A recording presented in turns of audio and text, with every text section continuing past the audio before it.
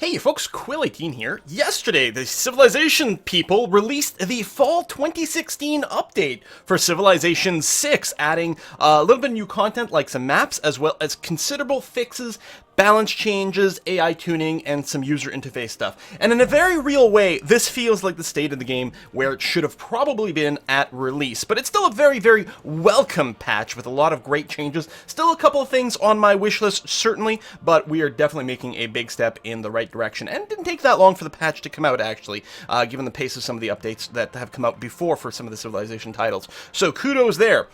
One of the big new features that they did add here is DirectX 12 support, which may or may not affect frame rates and the beauty of certain things and whatever. I mean, I don't make the kind of videos where I do like side-by-side comparisons of the visuals at highest settings and compare stuff, but, you know, hopefully that will be, just generally speaking, a performance improvement. DirectX 12, even if you don't use it for some of the more advanced visuals, depending on how you've assembled your product together, you actually can get a pretty big performance boost just by making that jump there. And it's certainly what it also enables is support of a lot, just more stuff going on the screen, which might be good for modders or future patches or I don't know what. But it's there, and I guess, you know, that's totally fine. The other new stuff is there are 2 new maps added. They're both balanced maps, one for 6 players, one for 4 players. Very ideal for a multiplayer kind of game where you want, you know, proper sort of competitiveness, where some of the randomness of your starts are going to be evened out over there. There's also a new scenario over here, cavalry and cannonades, which seems to be very war-focused over here, with more units, less maintenance, and a larger starting army. Okay. Here are the actual gameplay updates over here, the stuff I really care about the most.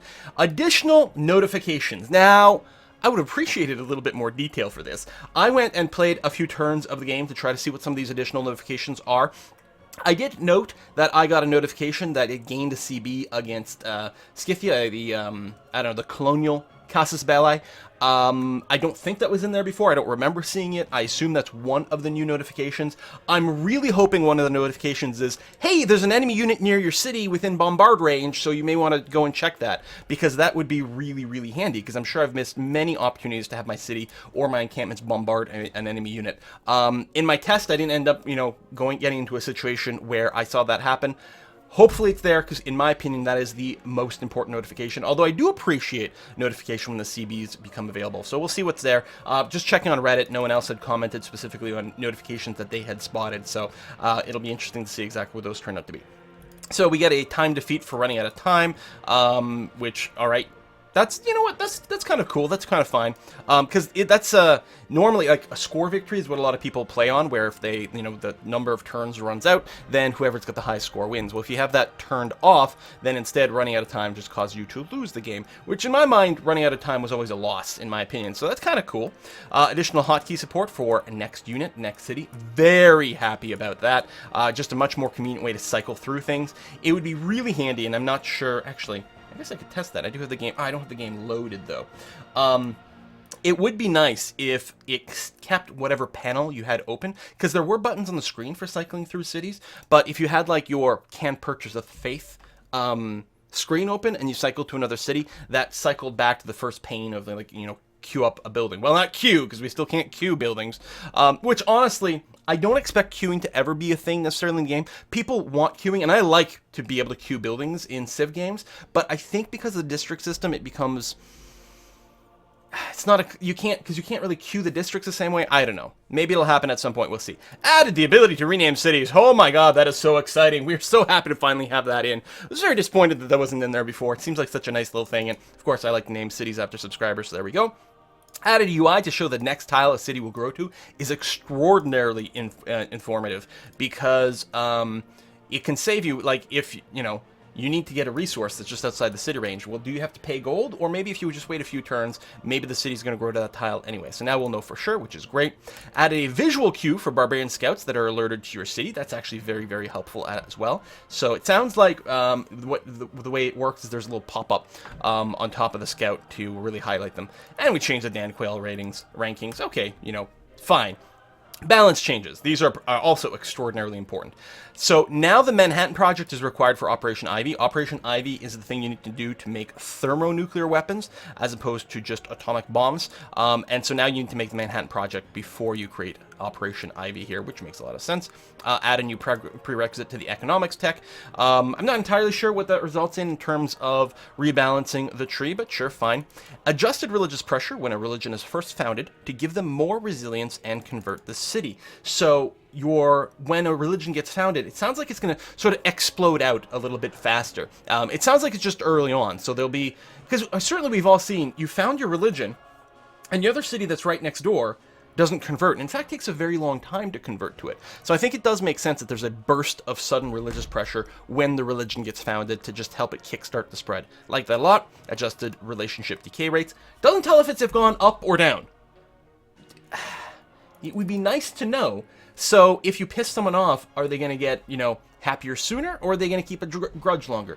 I assume it's going to decay faster than before, because they seem to hold a grudge for a really long time, but we don't know. We need more informative patch notes.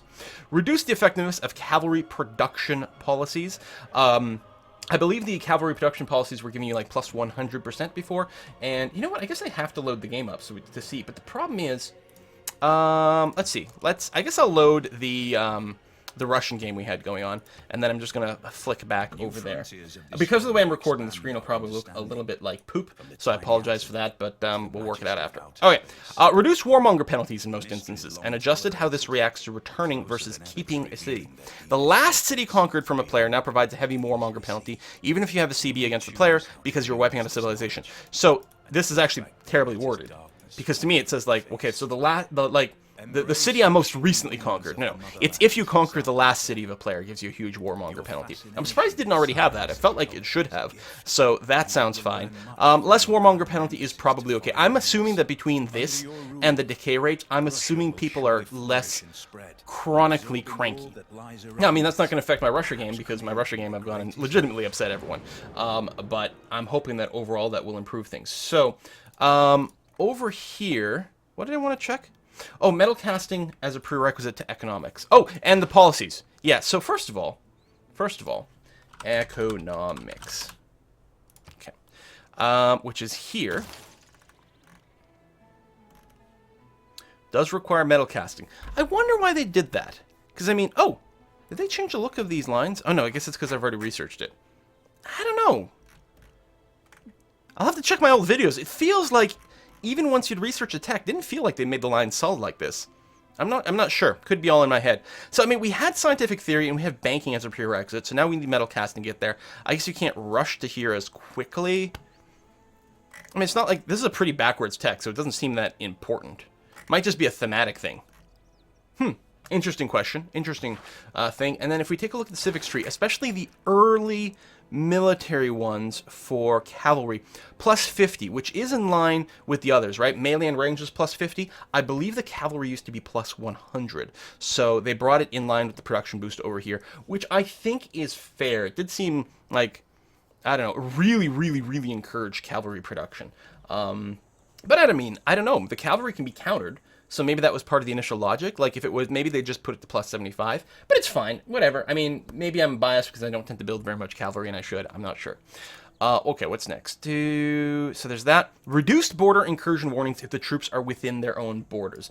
I like that a lot because, of course, there's so many times when you have troops inside your own borders that are there for defensive purposes, like they're literally sitting inside your city, and someone's like, hey, your troops are too close to my stuff. And you're like, dude, give me a break. They're legitimately within my borders. I mean, it makes sense if they're neutral territory. The other thing is that the AI definitely seems to have a range of like 2 tiles from their border from when they got cranky about that. I don't know if this just like changed it. Again, it's not clear. I don't know if they changed how many units you need to be there before it triggers it, or if it changes the range. Like, I think if your troops are within your border, yeah, maybe you can still complain if I'm literally touching your border. But if I'm within 2 tiles, if I'm 2 tiles away from the border, if there's a gap between your border and where my troops are, and my troops are within my border, then maybe you shouldn't say anything in that case, right? But if it's neutral territory, maybe you should. So I don't know exactly, how that will have changed. Maybe it's just, maybe it's distance, maybe it's number of units. But in any case, it's probably good to tune that down because the AI seem to be mega cranky about it. Increase the number of great works of writing slots in the amphitheater to 2. I like this because it did seem quite hard to often use all your great works of writing, because a great person would give you 2 or 3, and now you're talking about having, 2 or 3 freaking campus districts, or theater districts with an upgraded amphitheater. And that's a big ask, especially early on in the game, which is, I mean, amphitheaters are your earliest thing. So if you do get a great writer, because you want to fill your amphitheater, well, now you have a great writer sitting around sort of idle and stupid. I like it. I think it's good.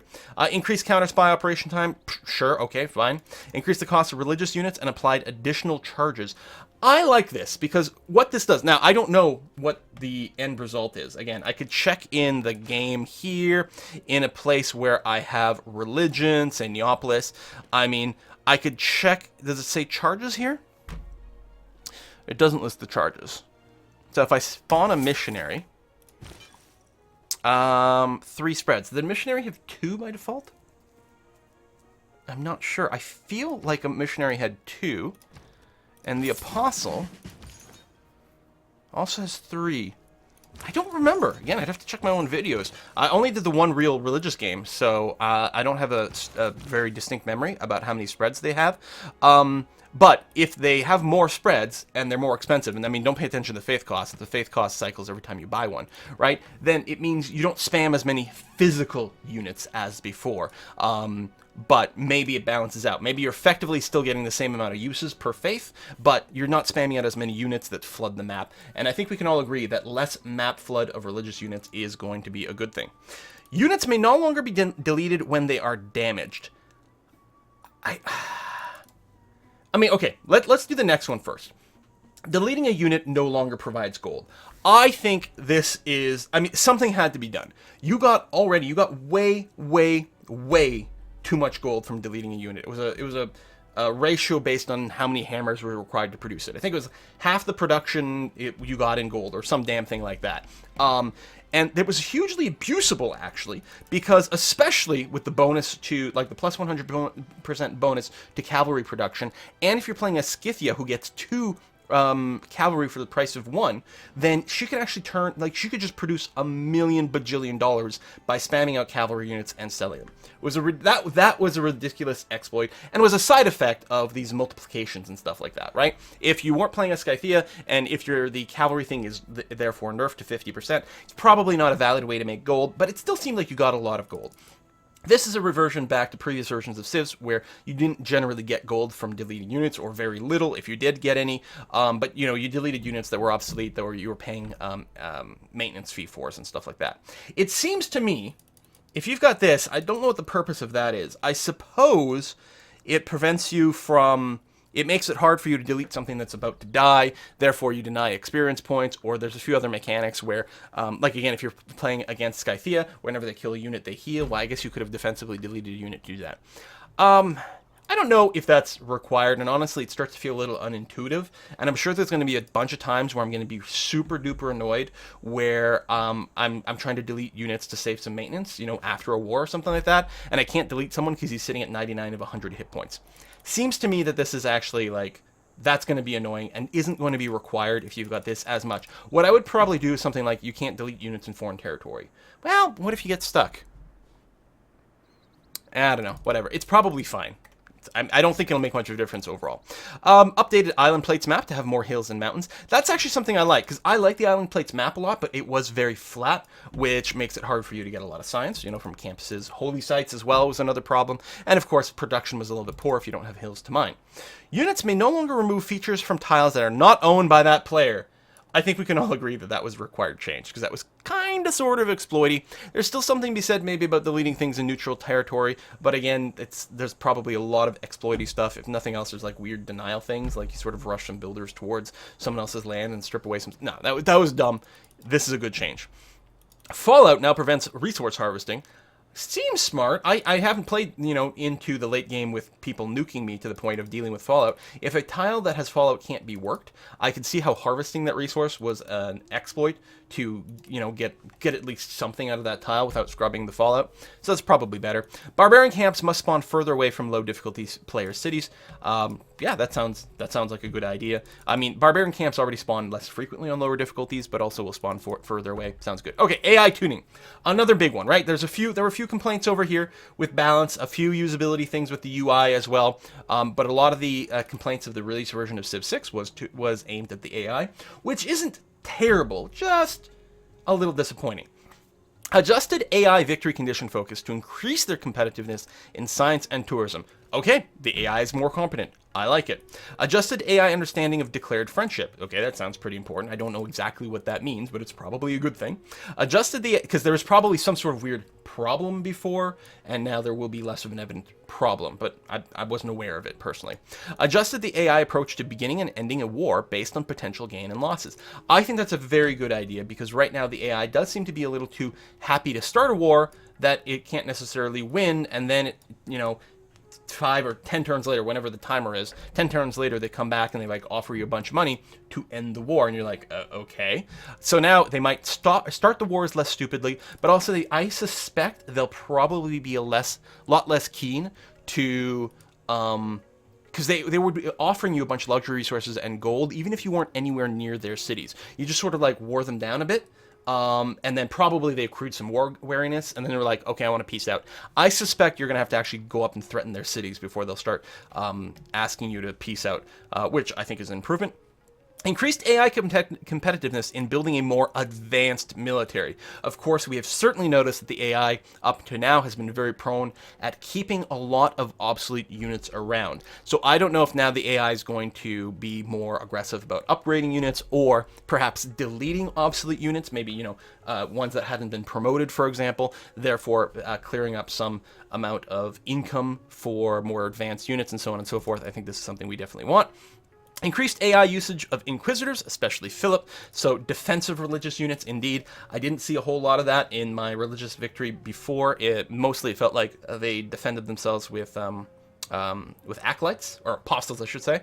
So Inquisitors, very powerful for that, so good use of that is good, and of course it makes a lot of sense with Philip of Spain. Increased AI value of upgrading units, again, probably very tied into this. So definitely something we need to see, because the AI was going around with a very obsolete unit a lot. Increase the AI use of settler escorts. Again, a huge complaint, and probably something that should have been adjusted a little bit before release, but there you go. Tuned AI usage of units that cannot move and shoot like catapults, so okay, using siege units more effectively, that sounds great.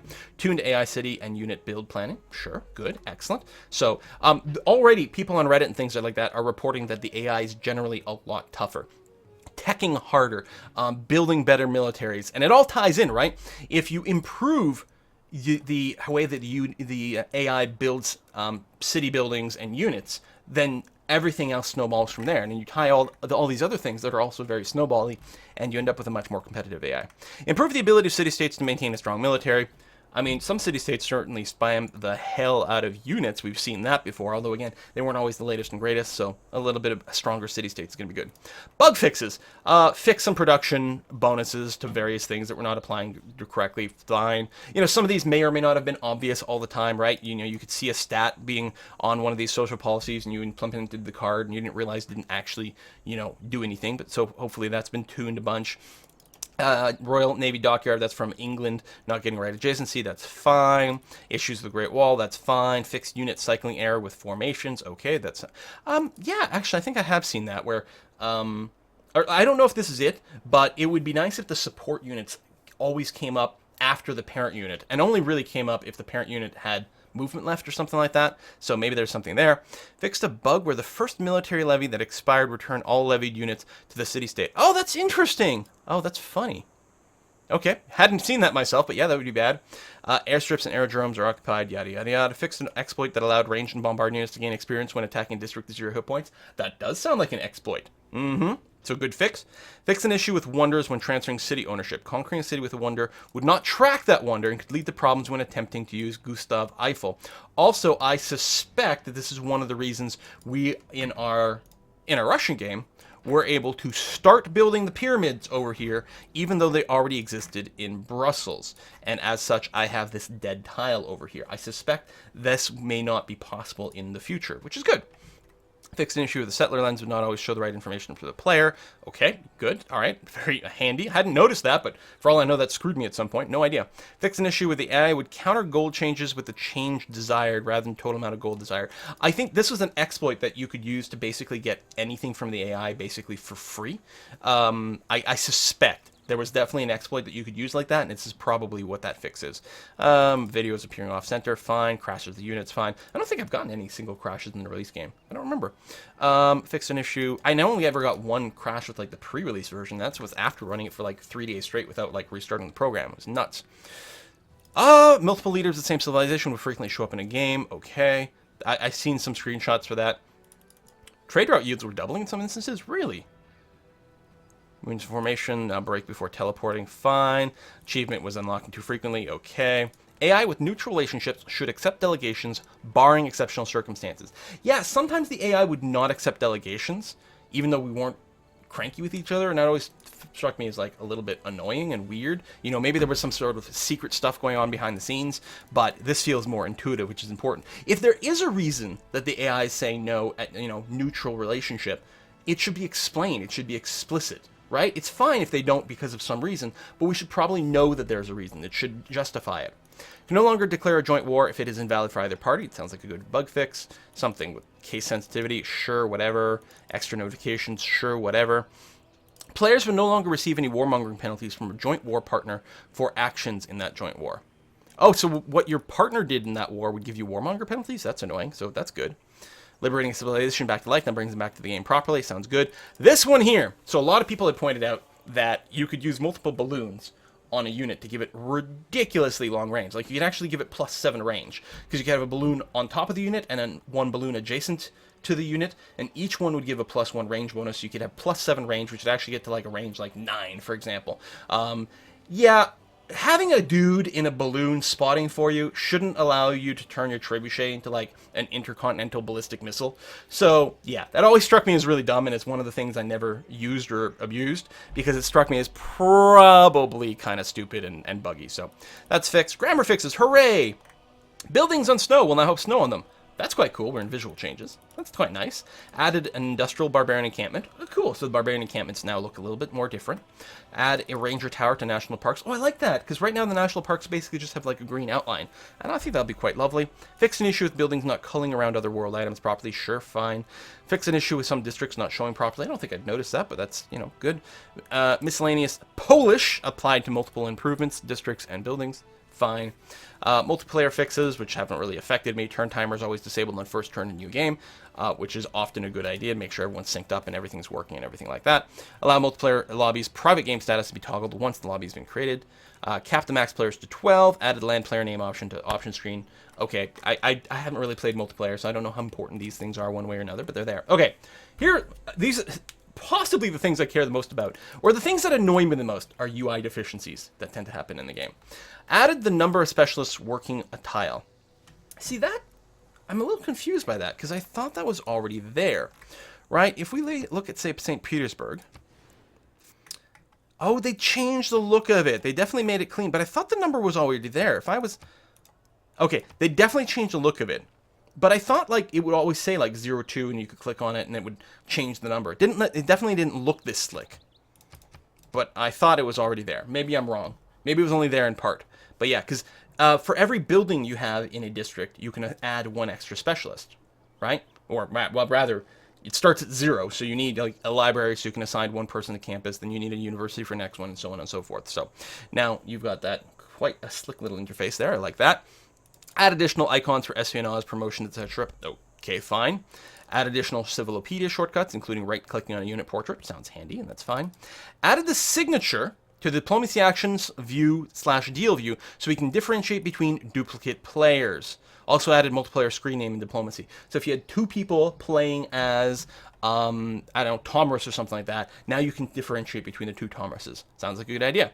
Trade route yields added to report screen. That sounds great. Added city center to city breakdown panel. Sure.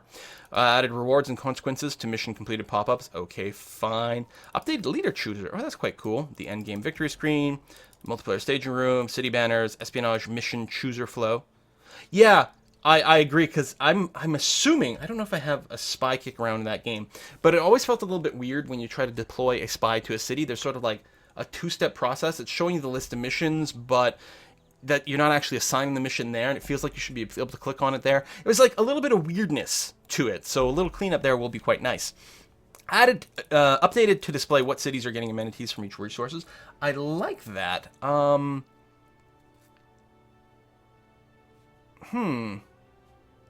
So, hold on.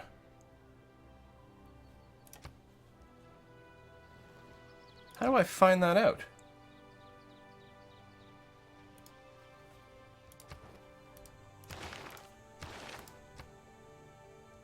Ooh, maybe.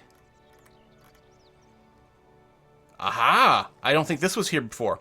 So I have coffee, that is of course helping 4 cities. By default, your luxury resources help 4 cities each. So it shows me which ones have got it. So if I've got multiple copies of something, am I trading away all the excess? Because it feels like there should be, some of these should say more than 4 cities. Or do duplicates not do anything? They should lead to 8 though, because I've got 5 sources of dyes, so why are only 4 cities being affected by my dyes? Because I got more than 4 cities, so multiple cities should be enjoying dyes. Is there something in here that doesn't work the way we think it does? Or the way I thought it does?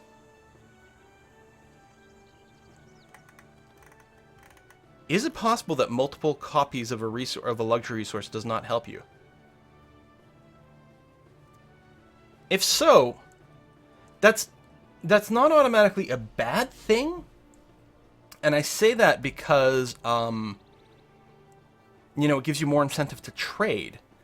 But we've been operating on the idea that if you have, say, like 12 cities, then you need 3 copies of the luxuries to get all the bonuses everywhere. And I definitely have some sitting around, right? Like if I look at the dyes, yeah, I've got 5 to trade.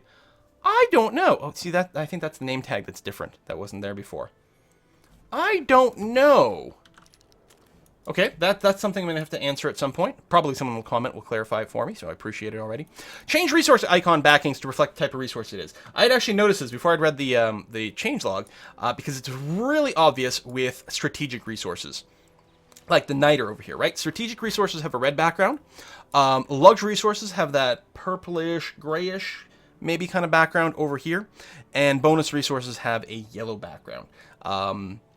So that's quite nice. I actually really, it's mostly, I appreciate the strategic resource being highlighted. I think I'd like it if the luxury resources popped out a little bit more. It's almost like the bonus ones are the most neutral. So they kind of almost have like just a simple gray background where you have like red for the strategic and maybe green or golden maybe for the luxury. I think that might have been a little bit better.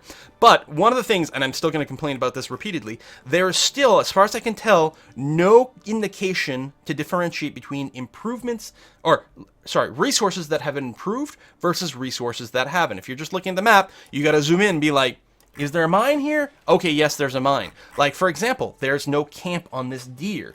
I would like it if that was clear. I'm a poet and I didn't even know it, right? Like, what if there's a little bit of a border around this, right? Well, what if resources that fall within your borders but haven't been improved, what if they had a little red border instead of the black one over here, right? So you zoom out, you look, and right away you'd see like a red border, like, oh, there's a red border on this one, I have to go and improve it right away. It's a tiny microscopic change that would dramatically improve quality of life, especially with blind people such as myself. Look, there's no farm here, right? Or there's no pasture here either. This territory I've taken relatively more recently here either. I think this is all AI territory, so they never improved that, or maybe they didn't have those tiles yet. But like, I want a little clear indication. I keep talking about a lens over here, but it never occurred to me that, hey, what if the icon was just vaguely different, just a little spooch of color? I don't think like we want a different background shape. I mean, I suppose if the unimproved ones, like if you want to highlight ones, like maybe ones with square, like if it was purely square, if it was a little pointier, that might stand out a bit, or something. Or gray them out, just desaturate the ones that haven't been improved, or I don't know what. I think a red border for the ones that need improvement would be fantastic. Again, maybe someone will come up with a mod thing for it, but anyway, I'm going to complain about that until someone fixes it one way or the other. But, the resource icon backing is helpful. Again, mostly I'm going to value it probably for the strategic resources. It'll make it a lot easier to spot them in general, especially when you unlock a new type like oil. Auto scroll to the first great person that can be claimed. I think that's quite handy, probably. We'll see. Sometimes auto scrolling drives me crazy, but when you can claim someone and it's like a writer or something like that, it'd be nice, I guess, if it went over to the side, and that'd be okay. So that would be a thing. What else we got? Improved search functionality in Civilopedia. Oh, interesting. I seem to recall sometimes looking up something in the Civilopedia and not being able to find it because, like, there wasn't an entry for its name specifically, but I wouldn't know what the example was at this point. I mean, if I just search something like, I mean, that looks kind of samey as before, but maybe it'll pick up a few of those cases where there's a concept that I know should exist in the Civilopedia somewhere, but doesn't have an article specifically titled from that. And I suspect that's going to be it. Remove barbarian data from the replay graphs, fine. Escape now closes more pop-ups, that sounds cool. When loading, aha! Ho, ho! Someone had pointed out this bug to me, and it wasn't even something I'd realized. Most people don't know, and I certainly don't know. When you start a game, you know, Sean Bean starts his dialogue and he says something about like, oh, from when things first crawled out of the ocean, or whatever that quote is, right? And does that, and then it goes into the quote about your particular nation. Well, I didn't realize this, but if you start a game, you know when you start a game, you go to advanced start, you can choose to start in a more advanced era. Well, that first part of the blurb actually changes depending on the era that you start the game in. Well, the bug, or whatever, was that your save file contained that starting era information, and that's always what Sean Bean would read. But now Sean Bean will read out the blurb for the era of the game you're loading, which is quite cool. Now I'm super excited because there's tons of stuff I haven't heard. In fact, we probably would have just heard it now. I wonder, actually. Let me go here. So just out of pure curiosity, if I resave this game, yeah, like this, Stream 6, this is my official one from the Let's Play, but I make a separate save. I just wonder if, like, the old one, if I go and load Stream 6, does it have the new the blurb or not? Or does it not contain it and only in new saves? It's such a minor thing. Yeah, no, that's the new quote. Okay. From the tiny atom. Yeah, I'd never heard this before. That's fantastic. All right, I'm sorry I'm talking over it, but that's the way it's going to be. Added missing mouse over sounds, fine. Fix the Oracle quote, fine. I hadn't really noticed. Fixed an issue, advisor wish not playing in some languages, okay, didn't affect me. Sound card issues, blah, blah, blah, blah, blah. Added a setup option to forbid no duplicate leaders, that is enabled by default. I like that it's an option, both ways. Updated leader screen to support enabling, disabling bloom, okay, fine. Plot Tooltip Delay is now available in the options menu. Okay, that's groovy. So what this means is, continue. When you mouse over a plot, it takes a while for that pop-up to show up, and now we can tune it, probably under interface. There we go, Tooltip Delay over here. More importantly, and that is, I believe, the next note over here, Autocycle Units. More importantly is the fact that this is now an option in the options menu. You could set this in the ini file, basically. You could just edit the configuration file directly on your computer, which I did, because auto unit cycling, I feel, was terrible and really, really, really annoying. And it's not necessarily a fault of Civ 6. I always find auto unit cycling annoying, but it's even more annoying in Civ 6 because there's this slight delay. So anyway, so I turned that off in the ini file, and people told me how to do that, and I was really appreciative. Well, now it's an option here. This saves so much frustration when you disable auto unit cycling. It's fantastic. Benchmark updates, fine. Credit updates, fine. So we've got that. I will still continue to rant about two things. One is going to be the fact that there's no easy way to differentiate where you've got improvements and not. Some things are a little easier to see in the strategic view, but even then, not that much, right? The strategic view is really good for showing improvements that have been destroyed.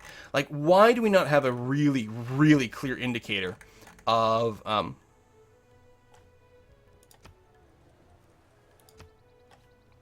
is that the museum?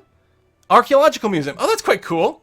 I was like, are there dinosaur bones there? No, it's the museum. And I can see it. I can see the dinosaur here. To me, it's a little hard to tell these. I would like a really obvious icon on these because I'm blind. I mean, when I see it, it's like, oh yeah, it's clearly there. Shit's on fire, yo. But I'm just, when I'm sort of panning around my big empire, it's quite easy for me to miss for several turns this sort of thing, right? And that's just a question of, how well I see and how well I spot things, and it's not, not something I can train myself to do any better. So why not have that fire icon from strategic view? Make an option to do that. That would be awesome. I would like it. And same thing, I would like an option to make these stand out. Maybe it's the sort of thing that belongs more to a mod. There is something to be said about the main game having, being more streamlined, being more average, and then using mods to tune that experience. And hopefully someone will do that one way or the other. But again, I would love a little... I had previously requested lens mode. That way it doesn't ugly up the main screen, right? Maybe you don't want to ugly up the main screen with, weird highlighting on unimproved resources or weird graphics for burned down resources. But make a lens, Make a lens that highlights broken improvements and unimproved resources. Whoop! I would be so happy. So those are my complaints. Oh, that was complaint number 1. Complaint number 2 is the fact that trade routes still don't frickin' sort. Right? You can filter, only show me trade routes with production, but then that list should be sorted by frickin' the highest production first, instead of cities by nation, and then not alphabetically, I think by settlement time, which seems odd. Alright, thanks for watching this episode, folks, and I will see you guys next time.